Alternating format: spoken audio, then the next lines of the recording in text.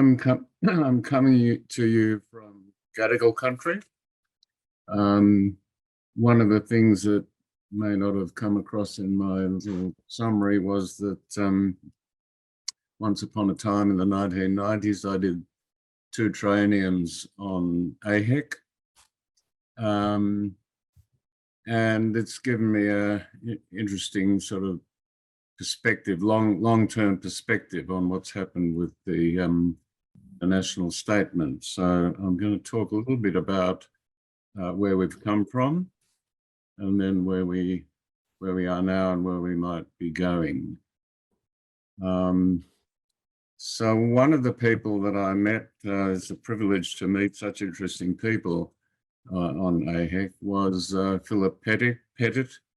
And he drew my attention, or our attention actually. He wrote a little paper for the committee on what he called the scandal machine, and how that regulation in many areas, but including ethics, is often a multi-step process. Somebody does something really evil or egregious, it gets exposed, there's public outrage, and then the politicians and regulators get involved and try and tidy things up.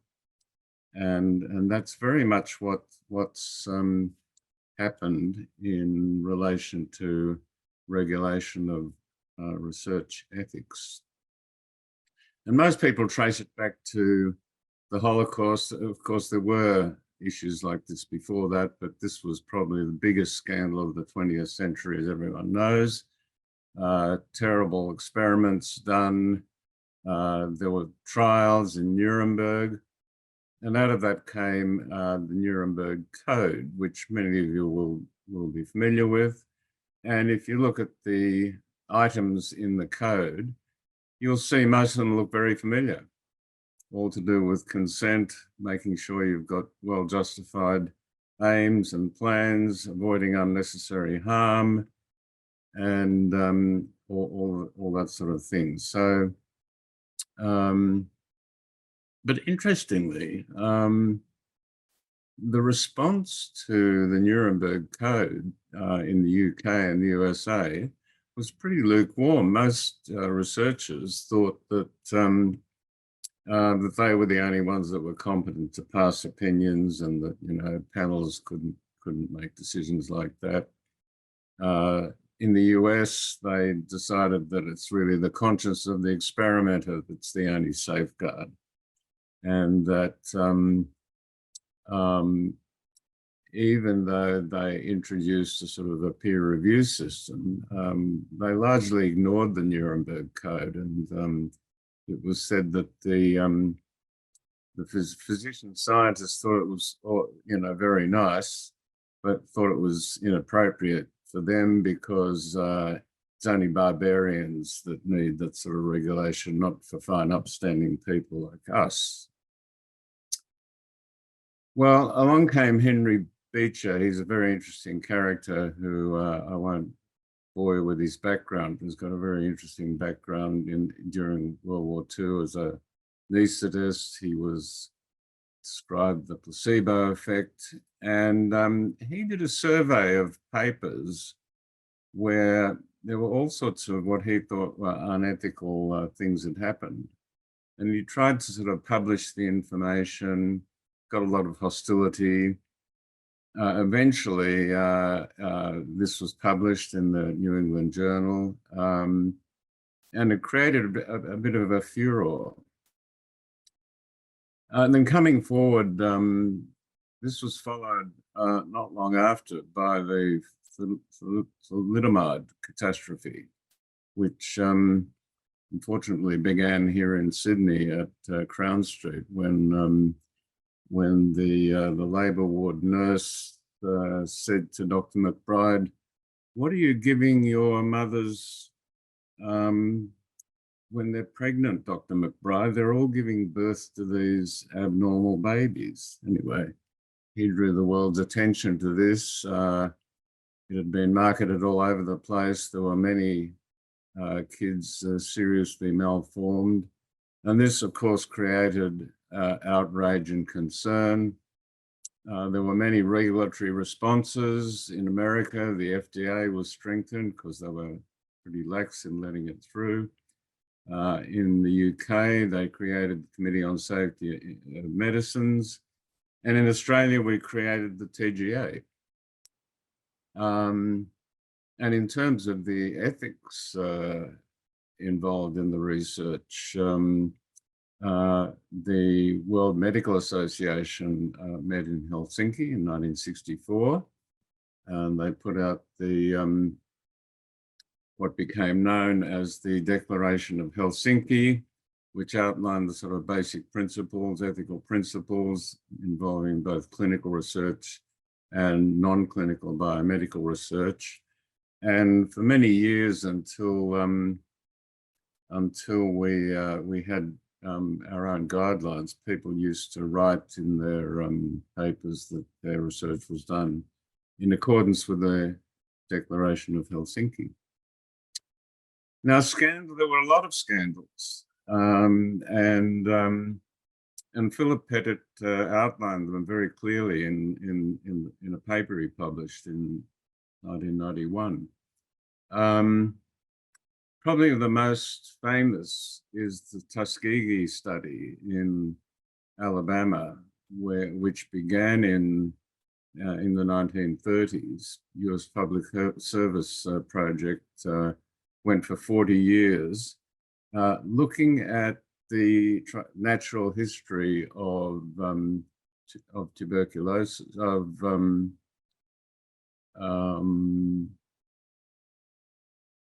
syphilis. And they collected these poor black, mostly men, knew they had syphilis, but denied them treatment even after penicillin became available. And it was only halted after exposure in the media in 1972 by an AP reporter, Jean Heller, who you see here being presented with an award by Ted Kennedy.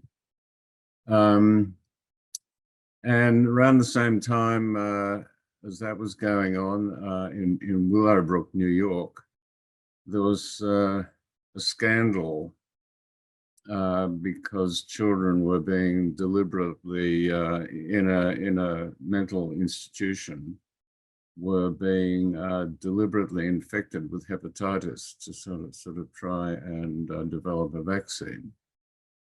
And the thing there was they were trying to study the natural history, deliberate infection, but parents who were desperate to get their kids admitted here because they couldn't handle them at home couldn't get them in unless they agreed to participate in this study. Well, eventually it was exposed by Geraldo Rivera, a very sensationalist reporter. Once again, outrage, and eventually it led to the establishment of the Institutional Review Board system in America,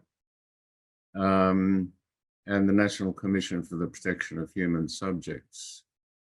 And they commissioned what was known as a Belmont report, which was very influential in disseminating information about the principles, the ethical principles underlying human research and how they should be put into practice. And here we have Bill Clinton giving his apology to the victims of the Tuskegee study.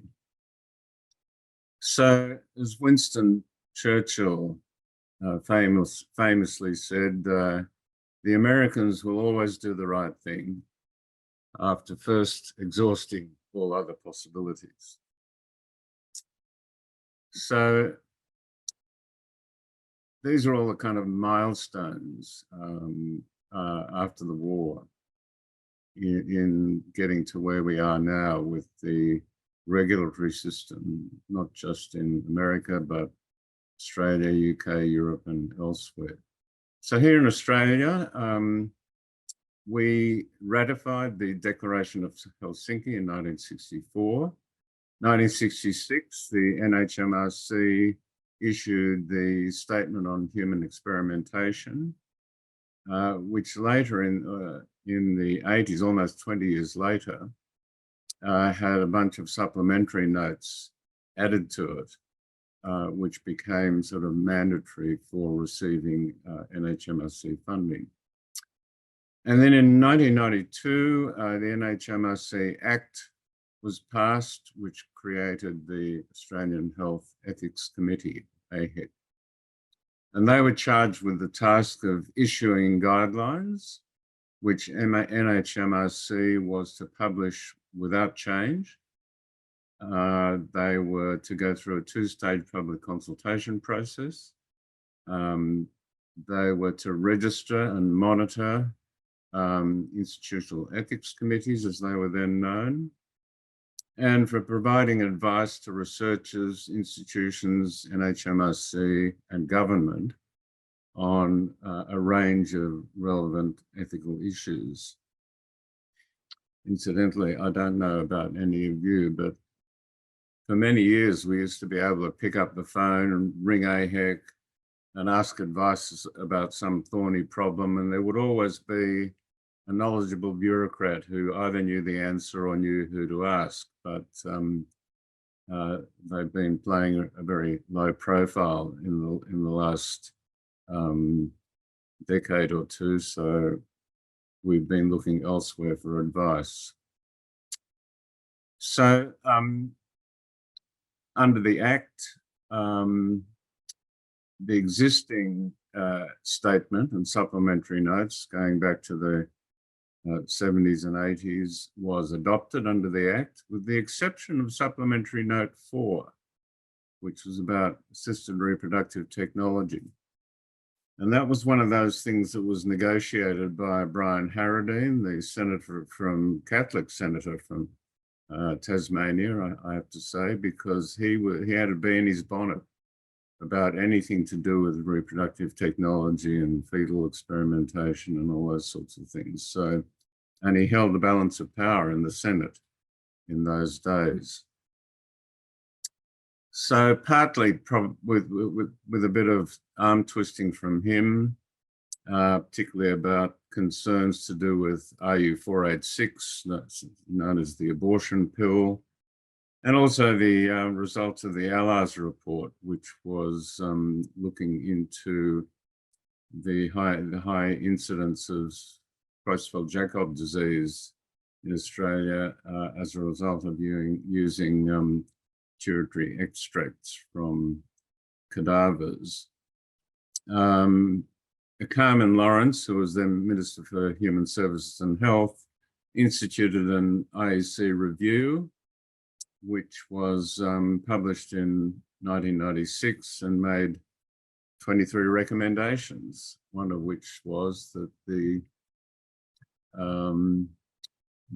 NHMRC statement and supplementary notes be fully revised. And so was born the national statement. And Don Chalmers here was the obstetrician who supervised the birth. He was then the chairman of AHEC. And that was when I had the privilege of being on that committee with him and chairing the IEC subcommittee that had the task of putting out the public consultations, receiving and evaluating them. We did a lot of work. We traveled all over the country, having forums with researchers, you know, face to face, giving us all their complaints and things they wanted fixed and what, you know, et cetera, et cetera. It was a very useful and interesting task. And the product of that was the National Statement on Ethical Conduct in Research Involving Humans. you'll see here from inside the cover that it was endorsed by all these bodies, AVCC, ARC, Academy of Humanities, Science, and this is very much due to the intense lobbying of Don Chalmers. He was able to get buy-in from all these other peak bodies so that it would truly be a national statement, not just an NHMRC statement, because I think a lot of people felt that it did have very much a medical bias before that. And if you look at the contents of that first version, 1999, you'll see they all look pretty familiar because the same sorts of things have carried through to the subsequent revisions. At that time, there was a lot of angst among researchers about how to handle multi-center research. And one of the reasons behind that was that the NHMRC statement and supplementary notes said that each institutional ethics committee must give its own consideration to every research proposal, which meant that for multi-center research, all of the participating institutions had to do the ethics approval separately, and they couldn't talk to each other. So that vanished, and that made it possible to start looking into ways of facilitating multi-center research, including the National Mutual Acceptance Scheme, which we're still sort of struggling to get implemented fully. So there are a number of changes in the new guidelines, which compared with the previous NHMRC statement and supplementary notes. And there's a very interesting analysis by Susan Dodds, published in the what is it? The Monash Bioethics Review in 2014. It's an interesting read for any of you who would like to look at it. And she pointed out that previously we had an aspirational code of ethics, which was a statement of ideals about what that researchers should aspire to. It listed 13 brief principles, one sentence, just a few sentences in the statement, which was supported by about 20 pages of supplementary notes. It enunciated the purposes, being the protection, participants' welfare and rights, to facilitate research that was considered to be beneficial, and to provide a national reference point for research relevant to all types of research involving humans. But it did have a big focus on what the investigators' obligations were, that they had to be satisfied with. They must at all times respect and be responsible for, and so on. Whereas the new code was quite different in its approach. It was seen as a regulatory code of policy and practices, and that one extended to 66 pages. I see the current one is 107 pages, so it's grown enormously, and included information about membership, competencies, training, compliance, all that sort of stuff. And in the cover letter from Don Chalmers to the chairs of the institutional ethics committees when it was released, he explicitly said that the document offers guidance rather than prescription of ethically sound research, design, and practice. So I think that answers the question that I was being asked to address about whether it's guidance or the rule books that we're looking at. But just to go into a little detail, it set out 21 ethical principles in this document about how research should be designed and conducted in order to conform with the ethical principles, and the procedures that committees should go through for considering and approving research.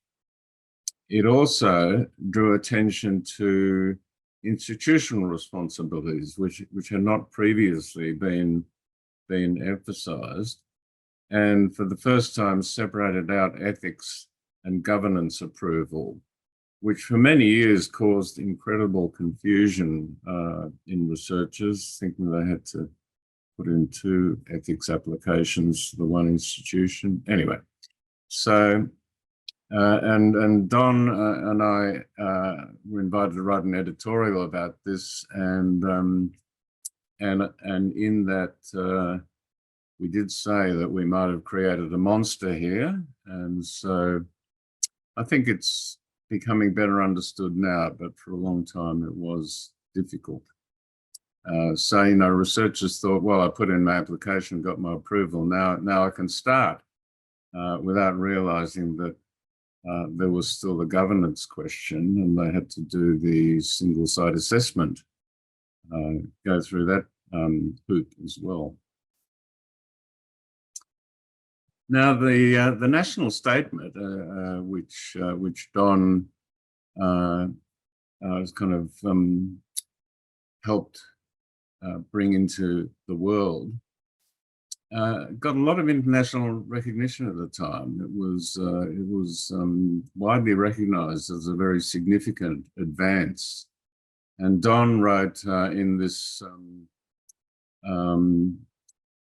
bunch of commissioned papers, which runs to about 400 pages. He wrote a 66-page detailed outline. It was the opening paper in this document on the development of the national statement. Interestingly, when I was with him on AHEC, he wrote a little sort of briefing paper for the committee. And in the way that lawyers do, he had a lot of footnotes. And in one of the footnotes, he wrote, "Jeroboams of ink have been spilled over this issue," some contentious issue or other that we were considering.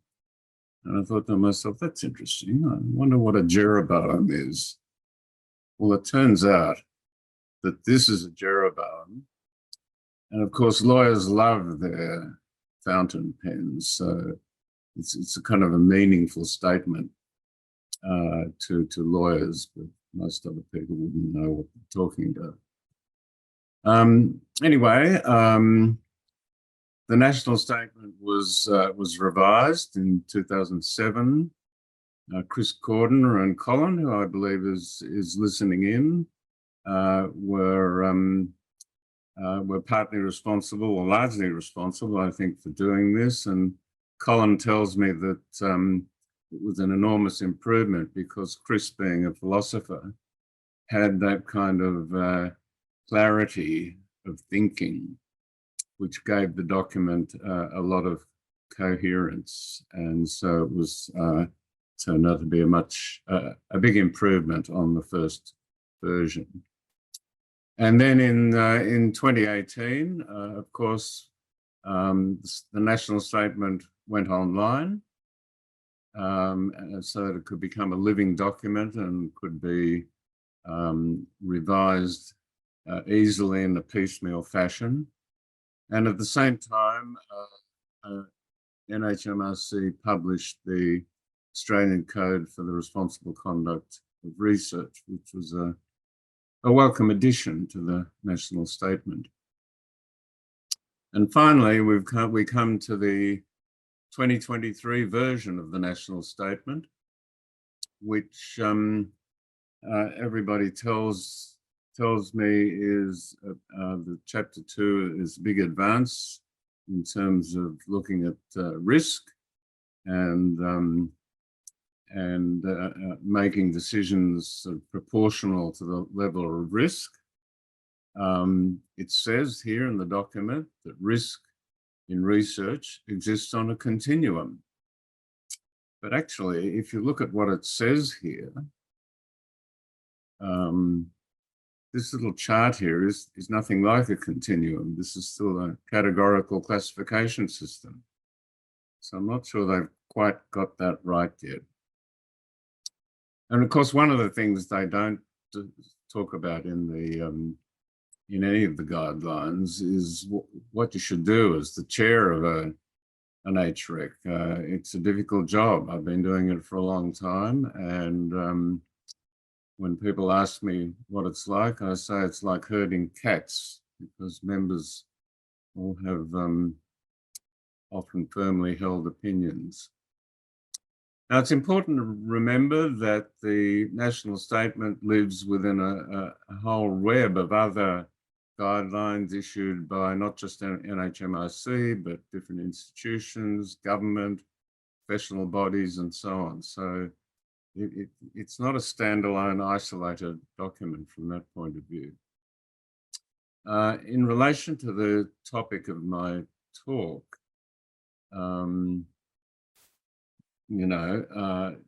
does guidelines mean it's a rule book or not? And how are they different from codes of practice, policies, statements, declarations, and so on? And really, the differences are for them to define when they publish them, which is what AHEC did. It's interesting that a lot of what's in the national statement contains words whose meaning is often difficult to define, and it's quite discursive about how to work these things out. But in the end, it does require a lot of careful thought and consideration when looking at applications. Whereas the code of conduct that came out, it's very much a rule book. It uses all this legal language, breaches and people making allegations, and there being a prima facie case to make for holding an inquiry, and what the standard of proof should be, and all that sort of stuff. So it's a very different sort of document and process. So what can I say in the last couple of minutes about the future? Well, the future is hard to predict, of course. There are some emerging issues. Personalised medicine is of course here, it's with us. But there's things that we haven't grappled with yet, one of which is how are people going to make judgments about N of 1 randomised controlled trials? Because that's what personalised medicine is all about, and particularly when you use cocktails. What's TGA going to think about it? So there's a lot of thought to be had about that. Now, a lot of people have already spoken about artificial intelligence, so I won't labour that point. But it's getting smarter and smarter all the time, and people worry that soon it's going to be smarter than us. And it may well come back to bite us because it does all sorts of strange things like hallucinate and tell lies. And people are already struggling with the use of ChatGPT, for example, a large language model that people have been using to help write their thesis and manuscripts. Even peer reviewers are using it for evaluating manuscripts. People are using it for their grant application. But what happens when people start using it in their ethics applications? We haven't seen this yet, but how would you know if they were using for writing protocols or information sheets or for recruiting and getting consent? In fact, we have actually seen an application where they were using an AI trained avatar for providing very in-depth information before somebody consented. So it's an interesting story. So the question is, how will we know if this is happening or not? Difficult question. Then there's all sorts of other things that have been going on in science. There's a lot written about it in the current literature. And of course, we all know that during his tenure in the White House, Donald Trump did a lot of damage to the scientific enterprise. Finally,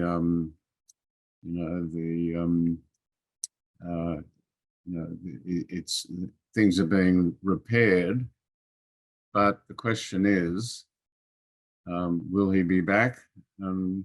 What's the next scandal we can expect to see in this area? So I'm afraid my forecast is a bit gloomy, but we shall see. Thanks very much, Gordon. Dr. Loblay, that was a fine excursion, fine depiction of the past and how we got to where we are, and a very scary version of where we might be headed. I don't see any open questions. Gordon, if you fielded any questions. Yeah, there's one here. This is my biggest question from Rebecca. How do we know if AI is used?